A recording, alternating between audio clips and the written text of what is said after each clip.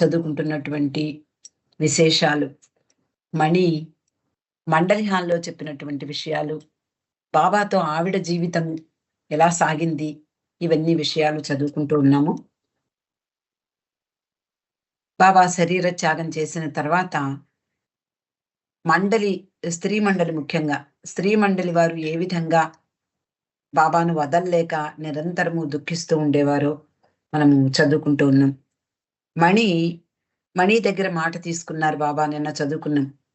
కాబట్టి మణి ఎప్పుడూ కూడా మెహరా దగ్గర ఏడవలేదట. ఇంకా ఆవిడికి ఉండబట్టలేకపోతే ఇరిచ్ గదిలోకి వెళ్ళి ఒంటరిగా మనసారా ఏడ్చేది. బాబా శరీరం చాలించడం మణిపై చాలా తీవ్రమైనటువంటి లోతైన ప్రభావం చూపించింది. ఇది ఒక రకమైనటువంటి షాక్ లాంటిది. మెహరా బాధ ఒక ప్రక్కన, ఆవిడ్ని ఊరడించాలి, ఆవిడ్ని సముదాయించాలి. తన యొక్క ఆ విషయంలో తన బాధను కూడా మరిచిపోయింది. తాను పోగొట్టుకున్న దానిని కూడా మరిచిపోయిందిట. కానీ ఇరిచి ఆమెను గురించి చాలా వర్రి అయ్యేవాడు. బాబా ఎప్పుడు ఏమనేవారు, మీరు చూస్తున్నటువంటి నా శరీరం నిజమైన నేను కాదు, నేను అసలైనటువంటి నేను ఇది కాదు, సత్యాన్ని మరుగుపరచడానికై నేను వేసుకున్న కోటు ఇది అని ఎప్పుడూ చెప్తూనే ఉండేవారు. ఇరిచ్ అంటున్నాడు, కానీ మనం ఆ కోటుతోనే జీవించి ఉండి సత్యాన్ని మరిచిపోయాం. ఆ కోటు వెళ్ళిపోగానే మనం కోటుని పోగొట్టుకున్నామని భావిస్తూ బాధపడుతూ ఉన్నాం. ఇది మానవ బలహీనత. నిజానికి మండలి వారమైనటువంటి మేమందరం కూడా ఆయన సాన్నిధ్యాన్ని కోల్పోయాం.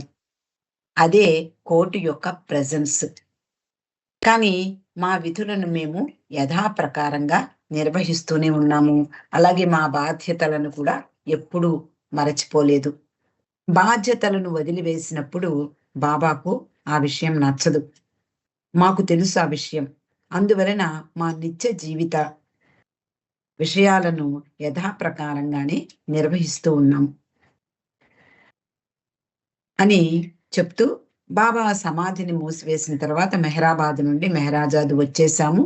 కానీ స్త్రీ మండలి అలా దుఃఖించడం, ఎప్పుడు అలా దుఃఖిస్తూ ఉండడం, బాబాను గురించి బాధపడుతూ ఉండడం మంచిది కాదు అని నా భావన అంటూ ఇరిచి చెప్తున్నాడు. సరే, బాబా దర్శనమిస్తాను అన్న సమయం కూడా వచ్చేసింది. అది 1969 ఏప్రిల్ నెల. అనేక వేల మంది, అంటే మొదట స్త్రీ మండలి వారందరూ కూడా, ముఖ్యంగా పురుష మండలి వారు ఎవరైనా, వాళ్ళందరూ కూడా ఎంతో, అంటే వాళ్ళకి ఎలా జరుగుతుంది ఈ కార్యక్రమం, బాబా ఉన్నప్పుడు నా దర్శన కార్యక్రమానికి రండి అనడం వేరు. ఇప్పుడు పరిస్థితి వేరైపోయింది. నేను పడుకుని దర్శనమిస్తానన్నారు. అలాగే 7 రోజులు దర్శనమిచ్చారు. ఇక ఏప్రిల్లో బాబా భౌతికంగా లేనటువంటి మొదటి దర్శనం. కానీ అదే అపురూపమైనది, అసమానమైనది కూడా, వర్ణించనలవి కానిది. ఎంతో మంది వచ్చారు. ఎంతో మంది పాశ్చాత్యులు వచ్చారు. అలాగే అన్ని దేశాల నుండి, ప్రపంచం నలుమూలల నుండి ఎంతో మంది హాజరయ్యారు. ఆయన లేరు అనేటటువంటి విషయం అనేది అక్కడ ఎవ్వరూ ప్రస్తావించలేదు. ఆయన కూర్చున్నటువంటి అందులో మేము కూడా ఉన్నాము. మా నాన్నగారు, అమ్మ, అలాగే నేను, మా అన్నయ్య, చెల్లి, అందరం కూడా ఆ దర్శనానికి వెళ్ళినటువంటి బాబా కృపతో అది జరిగింది. అలా అందరం కూడా మేము గురుప్రసాద్కి వెళ్ళాము. అండి, అమ్మా నాన్నగారు కూడా ఉన్నారు. ఇప్పుడు కాకమాన రాధాకృష్ణమూర్తి, దేవి కుమార్ గారు అంటారు కదా, వాళ్ళు కూడా వెళ్ళారు ఆ ప్రోగ్రామ్ కి. జై బాబా అండి. అలా వెళ్ళి అక్కడ బాబాను దర్శించుకుని ఎంతో ఆనందాన్ని, అక్కడ మెహరాజ్ అందరికీ జై బాబా చెప్పింది. అలా ప్రతి ఒక్కరూ కూడా ఉద్వేగంతో, ఆనందంతో అక్కడ అవతార, అంటే భౌతికమైనటువంటి సాన్నిధ్యాన్ని కోల్పోయినప్పటికీ కూడా ఆయన యొక్క ప్రెజెన్స్ ని, ఆయన యొక్క ఉనికిని మాత్రం అందరూ అనుభూతి పొందారు అని అందరూ చెప్పేవారు. అలా ఆ రోజు ఆ కార్యక్రమం ముగిసింది. అందరూ కూడా మండలి వారంతా కూడా మెహరాజాద్‌కి తిరిగి వచ్చారు. అప్పుడు అకస్మాత్తుగా మణికి ఒక విషయం గుర్తుకొచ్చింది. ఇరిచి ఏవో కాగితాలు తీసుకురా అని చెప్పాడు. వెంటనే వాటి కొరకు వెతికింది. వాటిని తీసుకుని వేగంగా ఎరిచి దగ్గరికి వెళ్ళింది మణి. అతడు అప్పుడే మొఖం కడుక్కుంటూ ఉన్నాడు. ఇరిచి నీవడిగినటువంటి డాక్యుమెంట్స్ తెచ్చాను అని చెప్పింది. అతడు ఏమీ మాట్లాడలేదు. ముఖం తుడుచుకుని అటువైపు తిరిగి పొలాల వైపు నడవడం ప్రారంభించాడు. అలాగే నాతో రా అంటూ కూడా మణిని పిలిచాడు. ఇరిచి ఎందుకలా చేస్తున్నాడు? ఏమో తెలీదు. మసక చీకటి. చీకటి పడుతోందప్పుడే. సరే ఆయన వెంట నడిచింది మణి. ఎందుకు ఇలాగా ఈ పొలం వైపుకు తీసుకువెళ్తున్నాడు అంటూ ఆశ్చర్యపోసాగింది. ఆయన ఒక చోట ఆగాడు. మణి అతని ప్రక్కగా వెళ్ళి నిలబడింది. అప్పుడు వినపడుతోందా నీకు అని అడిగాడు మణిని ఇరిచి. అక్కడ గొర్రెలు శబ్దం చేస్తూ ఉన్నాయి. విరామం లేకుండా బా బా బా బా బా అంటూ అరుస్తూ ఉన్నాయి. గొర్రెల కాపర్లు వాటిని రాత్రి పొలాల్లో వదిలివేసి ఆ చుట్టూ కంచె ఏర్పాటు చేసి వెళ్ళిపోతూ ఉంటారు. అప్పుడు మణి ఈ మాటలు బాబా అనేటటువంటి గొర్రెల అరుపులు విని అవును వింటున్నాను అంది. కనపడుతోందా అని అడిగారు రిచి. అప్పటికే చీకటి ముసిరింది. మసకగా మాత్రమే కనిపిస్తోంది. అక్కడ తీక్షణంగా చూస్తే గొర్రెలు అటు ఇటు తిరగడం కనిపిస్తోంది. అప్పుడు మణి అంటుంది, అవును గొర్రెలు అటు ఇటు తిరుగుతున్నాయి. అది కనిపిస్తోంది అని చెప్పింది. మరి ఎడమ వైపు కనిపిస్తోందా అని అడిగాడు ఇరిచి. ఏం లేదే, పొలమే కదా ఉంటా అక్కడ అంటూ అటువైపు చూసింది. అంతలో మణికి కళ్ళకు అంటే ఆ చీకట్లోనే ఒక నల్లని పెద్ద రాయిలాగా ఒక వస్తువు కనిపించింది. పొలాల్లో మామూలుగా సాధారణంగా పొలాల్లో రాళ్ళు ఉండవు. కానీ పొలంలో అంటే ఎప్పుడూ చూస్తూ ఉండేటటువంటి పొలాలే వాళ్ళు. ఆ పొలంలో అంత పెద్ద రాయి ఎలా వచ్చింది అని ఆశ్చర్యపోయింది మణి. కనిపిస్తోందా అని మళ్ళీ అడిగాడు రిచి. ఆమె అవును అని చెప్పి అకస్మాత్తుగా ఆమె అటువైపు చూసింది. అది రాయి కాదు, గొర్రెల కాపరి కూర్చుని ఉన్నాడు. నల్లటి కంబళి కప్పుకుని కూర్చుని ఉన్నాడు. గొర్రెలకు కాపలా కాస్తూ ఉన్నాడు. అప్పుడు ఎరిచ్ అంటాడు, చూసావా, ఆ గొర్రెల కాపరి తమను వదిలి వెళ్ళిపోయాడు అని గొర్రెలు అనుకుంటూ ఉంటాయి. చీకట్లో అవి అతన్ని చూడలేవు. అందువలన అవి అరుస్తూ ఉంటాయి. ఆ కాపరి కొరకు అవి ఎదురుతెన్నులు చూస్తూ ఉంటాయి. గందరగోళంలో పడతాయి. కానీ అతని కళ్ళు మాత్రం వాటి మీదే ఉంటాయి. అతడక్కడే రాయిలాగా కూర్చుని వాటిని గమనిస్తూ ఉంటాడు. కాపలా కాస్తాడు. అతని పూర్తి శ్రద్ధ వాటి మీదే ఉంటుంది. తెల్లవారగానే అవి తమ కాపరి అక్కడే ఉన్నాడు అని గ్రహిస్తాయి. తమని ఎప్పుడూ విడవడు అని కూడా వాటికి అర్థమవుతుంది అని చెప్పాడు. నిజానికి వాటికి సహాయం అందించేది, చీకట్లోనూ వెలుగులోనూ కూడా సహాయం అందించేది గొర్రెల కాపరే. అదే వాటికి ఓదార్పు, వాటికి సౌఖ్యం కూడా. కానీ బాబా మనకందించేది కూడా అదే. మణి అంటుంది, ఎస్ బాబా, నాకు తెలుసు నువ్విక్కడే ఉన్నావు. చీకట్లో మేము నిన్ను చూడలేకపోతున్నాం. నువ్వెళ్ళిపోయావని మా భావన. కానీ నువ్వెక్కడికి వెళ్ళలేదు. ఇక్కడే ఉన్నావు. తెల్లవారితే అంటే జ్ఞానోదయం అయితే నువ్వు ఎప్పుడూ ఇక్కడే ఉన్నావు అని మేము తెలుసుకుంటాం. అందువలన మనము ఆయనను చూడలేకపోయినా కూడా ఆయన ఇక్కడే ఉన్నాడు అని మణి ఆ రోజు మండలి హాల్లో బాబా ప్రేమికులతో చెప్పింది. అలాగే మెహరాకి కూడా బాబా గుండెను నిబ్బరపరిచే సందేశాన్ని ఇచ్చారు. మెహ్రా, మణి తొలినాటి నుండి ఒకే గదిని పంచుకునేవారు. వాళ్ళ ఇద్దరు ఉండేటటువంటి కిటికీ అంటే గది కిటికీ బయట ఉన్నటువంటి చెట్టు మీద ఎవరో చెక్కినట్లు అకస్మాత్తుగా బాబా ముఖం అందంగా స్పష్టంగా కనిపించింది. అది 1969 జూలై నెల. ఆ జూలై నెల ప్రాంతంలో మెహ్రా గది కిటికీ నుండి బయటకు చూస్తోంది. అక్కడ నిలబడి ఉంది. బయటకు చూస్తోంది. అక్కడంతా నిలబడి చూస్తే పూల తోట కనిపిస్తుంది. అక్కడ ఉన్నటువంటి ఆ చిన్న పూల తోటను చూడడం బాబాకు కూడా అలవాటే. బాబా గది నుండి చూస్తే కూడా ఈ తోట కనిపిస్తుంది. ఆ తోటంతా నిజానికి మెహ్రాయే బాబా కోసం నిర్మింపజేసింది.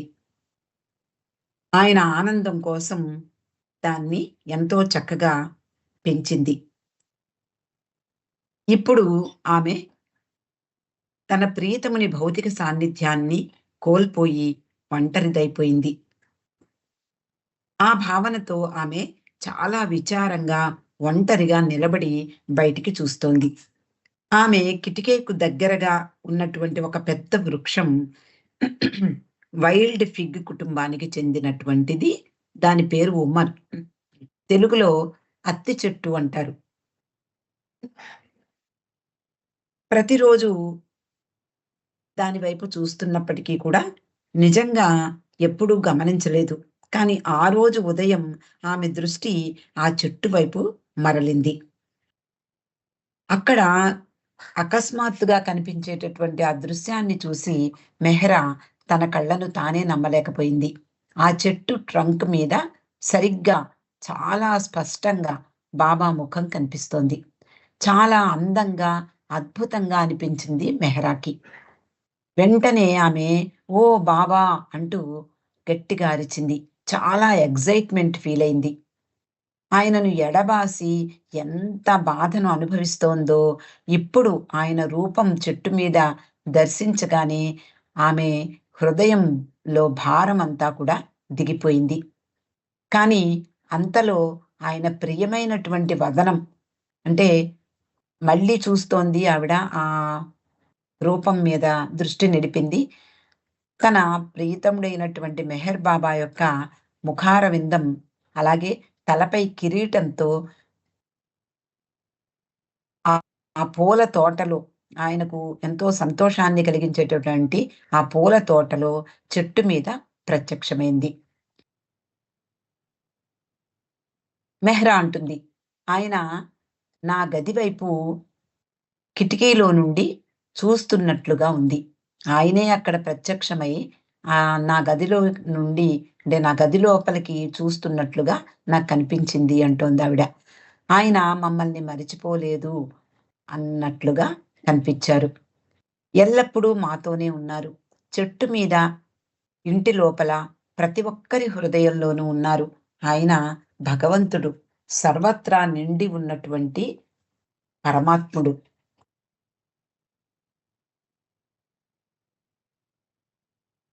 ఎల్లవేళలా మాతోనే ఉంటున్నాడు అని మాకు రుజువు పరిచారు.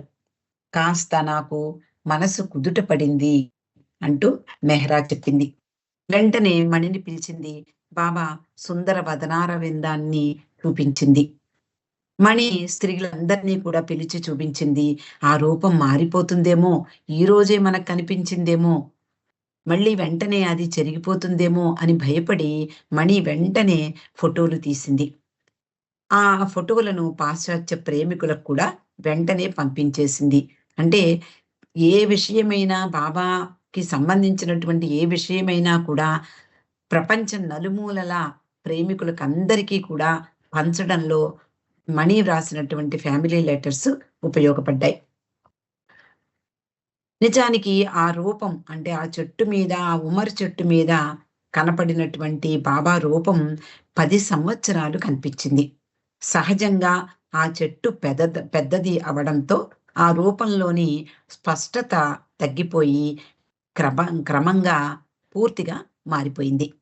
అంటే ఆ చెట్టు బెరడు ఆ విధంగా రూపం దిద్దుకుంది.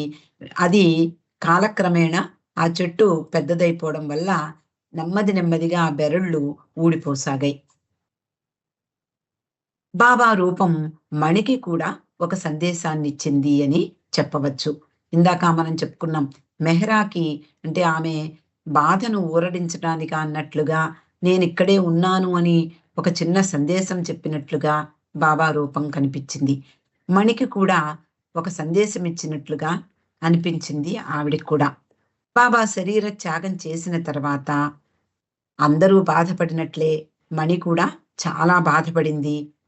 అలాగే మండలి వారు, పురుష మండలి వారు, స్త్రీ మండలి వారు అంటే స్త్రీ మండలి వారికి చాయిస్ లేదు బాధపడ్డానికి. ఎందుకు అంటే మెహరా ఎదురుగా ఎవ్వరూ బాధపడకూడదు అని నిర్ణయించుకున్నారు. యాంత్రికంగా వాళ్ళు పనులన్నీ చేసుకుంటున్నప్పటికీ బాబా తమను వదిలి వెళ్ళిపోవడాన్ని వాళ్ళు జీర్ణించుకోలేకపోతున్నారు. అలా శరీర త్యాగం చేసిన తర్వాత ప్రతి ఒక్కరూ బాబాను వదిలి ఉండలేక బాధలు అనుభవిస్తున్నారు. నిజానికి మెహరాజాద్ బాబా ఇంట్లో అంటే అక్కడ నిర్మింపబడినటువంటి మెహరాజాద్ ఇంట్లో ఉండడమా? లేదా మెహరాబాదులో ఉండడమా? వీళ్ళు అందరికీ కూడా ఒక పెద్ద క్వెషన్ మార్క్ వచ్చింది. బాబా కొరకు ఆమె డిజైన్ చేసినటువంటి ఆ ఇంట్లో బాబా గదికి దగ్గరలో ప్రత్యేకమైనటువంటి పవిత్రమైన వాతావరణంలో ఆమె ప్రేమించే పూల తోట మధ్య ఉన్నటువంటి ఆ ప్రదేశంలో నివసించాలని నిజానికి బాబా కోరుకున్నారు. మెహరాబాద్‌కి ఇప్పుడు అందరూ రావచ్చు. అందులో ఎక్కడా రిస్ట్రిక్షన్స్ ఏమీ లేవు. ఎప్పుడు కావాలంటే అప్పుడు అందరూ కూడా వెడుతూ ఉండేవారు. అది ట్రస్ట్ ప్రాపర్టీ. మెహ్రా బాబా శరీరం దగ్గరే ఉండాలని తప్పించింది. అక్కడంటే మెహ్రాబాద్ నుండి రాలేను అంటూ బాధపడేది. ఆయన ఉన్నటువంటి ఆ సమాధిని పరిరక్షించాలి అని కూడా అనుకుంది. కానీ మణి మొదలైన వారందరూ కూడా మనం మెహరాజాదులోనే ఉందాము అంటూ ఆవిడ్ని ఊరడించి తీసుకొచ్చారు. అందరూ చెప్పినట్లుగానే ఆవిడ మెహరాజాదులోనే ఉండసాగింది. మెహరాబాద్‌కి తరచు వెళ్లి వస్తూ ఉండేవారు. మెహరాజాదులోనే నివసించసాగారు. కానీ ఒక్కోసారి మణి తనను తాను ప్రశ్నించుకునేది. చేస్తున్న పని సరి అయినదేనా అని ప్రశ్నించుకునేది. మెహరా కొరకు బాబా ఇదేనా కోరుకున్నారు అని కూడా అనుకునేది. బాబా ముఖం చెట్టు మీద కనిపించినప్పుడు ఆమెకు సమాధానం దొరికింది. నేను ఇక్కడే ఉన్నాను, మీరు ఇక్కడే ఉండాలి అన్నట్లుగా బాబా సమాధానం ఇచ్చినట్లుగా అనిపించింది ఆవిడికి. చెట్టు మీద కనిపించినటువంటి బాబా ముఖపద్మం గురించి ఒక మంచి కథను కూడా మణి చెప్తూ ఉండేది. ఏమని అంటే మొదట ఆ చెట్టు మీద బాబా రూపం ఎవరో స్కెచ్ గీసినట్లుగా చెక్కడం ప్రారంభించినట్లుగా కనిపించింది. మొదట ఎలా కనిపించిందట? ఎవరో స్కెచ్ తోటి రాసినట్లుగా కనిపించింది. అది మొదట. తర్వాత కనిపించినట్లు 3 డైమెన్షన్స్‌లో లేదు. అంటే 3 వైపులా కనిపించేలాగా మొదట్లో లేదు. ఎవరో స్కెచ్ పెన్నుతో గీసినట్లుగా ఉంది.